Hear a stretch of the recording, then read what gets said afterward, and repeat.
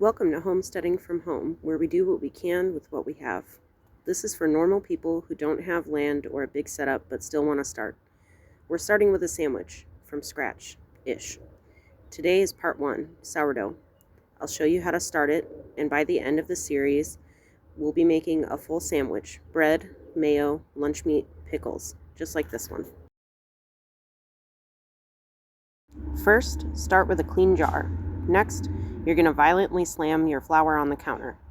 You can use white, wheat, mill your own flour for all I care. It's your house. You're looking for a thick pancake batter consistency. If it's too dry, add water. If it's too wet, add flour. You want something right in the middle, like pancake batter. Eventually, I mess it up enough times that I decide to fix it off camera.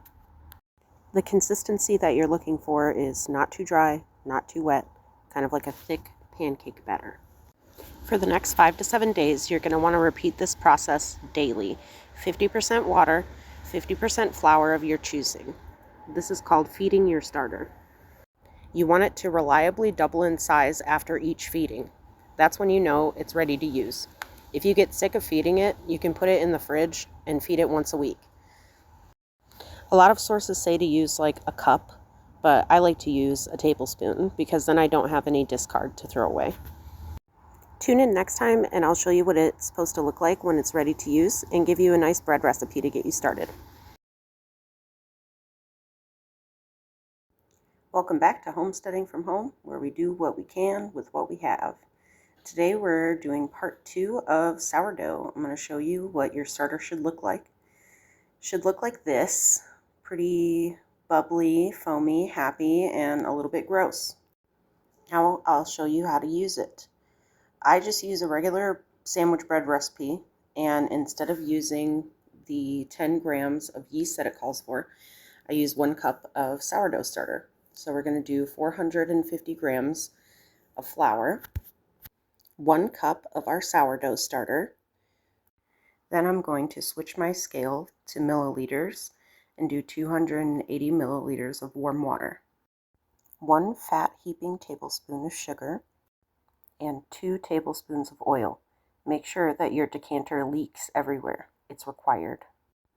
Next, my recipe actually calls for 2 teaspoons of salt, but mine always comes out too salty, so I do 1.5-ish. It's okay to edit your recipes to taste.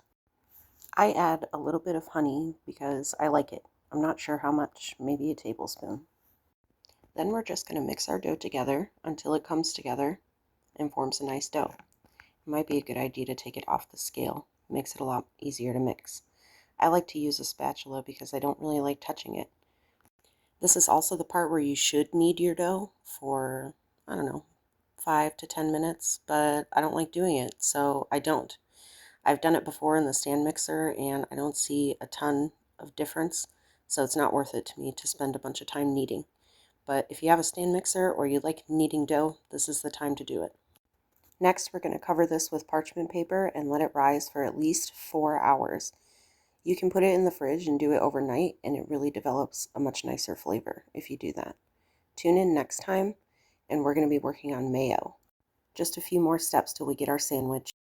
Welcome back to Homesteading from Home, where we do what we can with what we have. We're going to be finishing off our bread today, finally. I ended up letting mine sit in the fridge overnight, which is fine. I just ran out of time. It'll help develop the flavor anyway. It did get a little bit of crust on it, but that's okay. Just knead it back in, and it'll rehydrate. I floured my surface to help prevent sticking, but since it's cold, it didn't end up sticking very much anyway. Next, we're going to put it in our loaf pan. I ran out of oil, so I'm going to use butter this time. Butter is better anyway. It tastes delicious. Since mine is cold, I'm going to pop it in the oven with a tray of hot water. The steam is going to help it warm up and get active again. This is the second rise. We want it to double in size again. After it's doubled in size again, I take it out of the oven to preheat it to 350. And then I stick it back in for about 35 minutes, or in my case, an hour and 10 minutes because I cooked it for 35 minutes with my oven off, leaving the water in the bottom tray so that the steam once again can help with the rise and to keep your loaf moist. Look at all that steam. And check out this absolutely gorgeous loaf that we made ourselves. Just admire it. It's tempting to cut into it right away, which I did do, and it doesn't go well. I flatten the top of it. I have noticed sometimes the top is too crusty to cut through, so I flip it over and cut from the bottom and you get better cuts. Mine still fell apart though because I didn't let it cool for long enough. You see all that steam escaping from it? You don't want that. But it's okay to make mistakes sometimes. It's fixable. Here it is again later when it's properly cooled.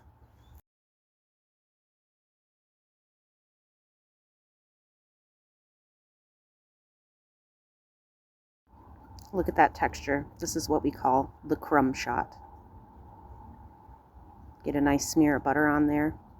I'm making these for me and my wife. Nothing beats fresh sourdough bread. This is some violet jelly that I got from a friend of mine. When you're homesteading from home, trade networks are really going to be your best friend. He also trades eggs for me. I give him my kitchen scraps for eggs and some other various treats, and any time that we have extras of anything, we trade with each other. I can't have chickens in a condo, but he can, on his property. He doesn't like to bake, but I do, so we trade. And that's all there is to it. Enjoy your delicious sourdough bread, and join us next time for mayo. We're one step closer to making our sandwich. Welcome back to Homesteading from Home. Today we're going to be marinating our chicken for our lunch meat. Here's all the seasoning that I use. I also use something I call ginger salt. It's just the leftover salty fluid after I make pickled ginger. I'm almost out, but don't worry, I'll be making more. I'll show you how to make that too. First, we're going to arrange our chicken in our pan. It's better to use a bag, but I don't have one big enough. Make sure you wash your hands after handling chicken. I did, but I cut it out. Don't be afraid to go heavy on the seasoning. Since it's a marinade, not all of it is going to be coming with the meat at the end. So I started there with some Worcestershire sauce and some of my ginger salt, the last of it, but I'll be making more. Some pepper. We got onion, garlic, Lowry's seasoned salt, parsley, the rest of it, but don't worry, I bought some more, and lots of paprika. It gives it that nice red color. I also threw a little bit of honey and a little bit of sugar on it there at the end to bring a little bit of sweetness. Again, don't be afraid to be aggressive because not all of the seasoning is going to make it into the end product. If it's not wet enough, throw some water in there to help everything distribute evenly among the chicken. Massage it in well. Normally I would do this through a bag, but I'm making a big batch this time.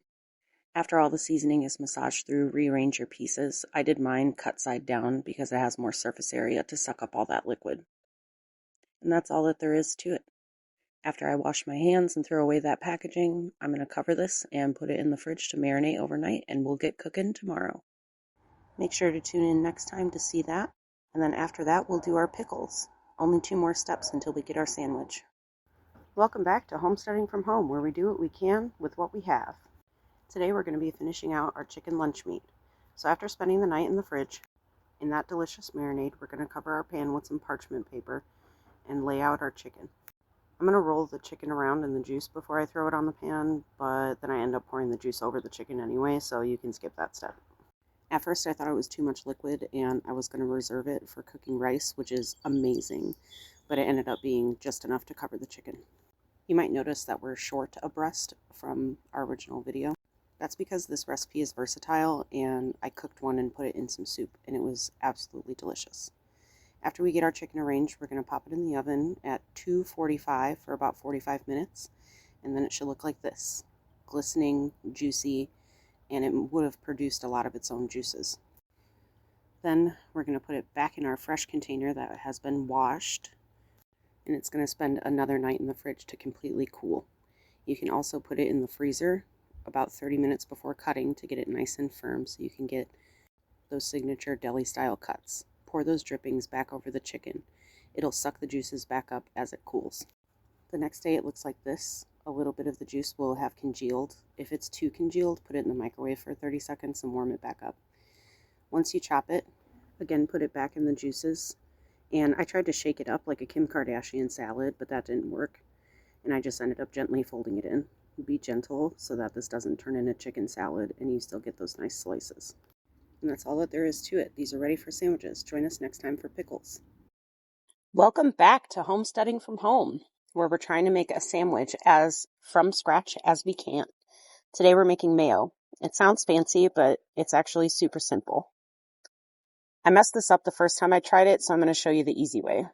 All you need is an egg yolk and oil, a little vinegar or lemon juice. Today we're using lemon juice. Mustard helps, but you don't have to use it. Start with your egg yolk, add your vinegar or lemon juice, and mix it together. Now start slowly adding your oil, really slowly at first. If you dump the oil in, it's going to break. That's what I did the first time.